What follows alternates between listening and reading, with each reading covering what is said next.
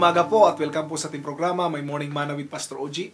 Basahin po natin ang ating Biblia sa aklat po ng John, chapter 15, verse 13. Ito po ang pagkasabi, "Greater love has no man than this, than to lay down one's life for his friends."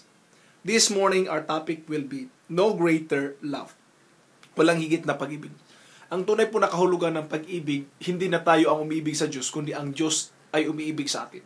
Kasi kung sukatin po natin yung pag-ibig natin sa Diyos, ganyan lang po kaliit, napakaliit po, no? Hindi pwedeng masabing ito ang tunay na kahulugan ng pag-ibig.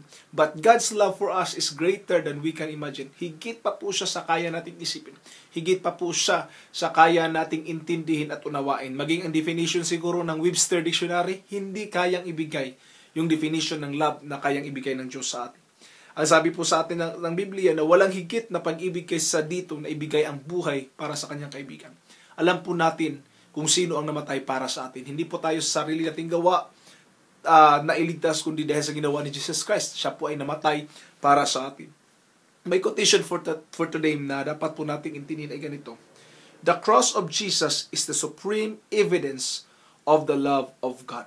Napakahalaga po na ating tandaan na ang ginawa ni Jesus Christ is the supreme evidence kung bakit tayo mga kapatid ay nagkaroon ng kaligtasan. Dapat nating tandaan that we should develop also the same love towards the people and towards our Lord Jesus Christ.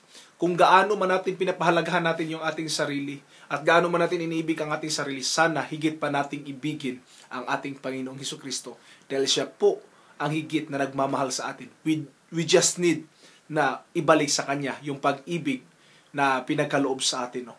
Kailangan nating suklian yung Kanyang ibinigay sa atin. God bless po at magandang umaga.